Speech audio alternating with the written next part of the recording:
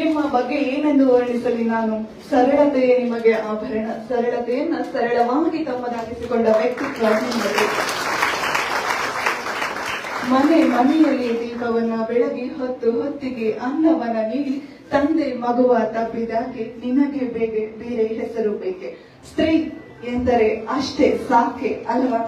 ಸ್ತ್ರೀ ಅಂತಕ್ಕಂತಹದ್ದೇ ಅವರಿಗೆ ದೊಡ್ಡ ಅದ್ಭುತದ ಕೊಡುಗೆ ನಮ್ಮ ಕಡೆಯಿಂದ. ಹಾಗೆ ಮಾತೃ ಹೃದಯಗಳು ನೀವು, ಸಹೋದರಿಯ ಸಹಭಾಗ ನೀವು, ಎಲ್ಲರ ಮನವನ್ನ ಹಸನುಗೊಳಿಸುವವರು, ಹೆಣ್ಣಿನ ದಿಟ್ಟತೆಯ ಪ್ರತೀಕ ಇವರು, ಒನಕೆ ಓಭವಳಿಗೆ ಸಮಾನಾರ್ಥಕತೆ ಈಕೆ.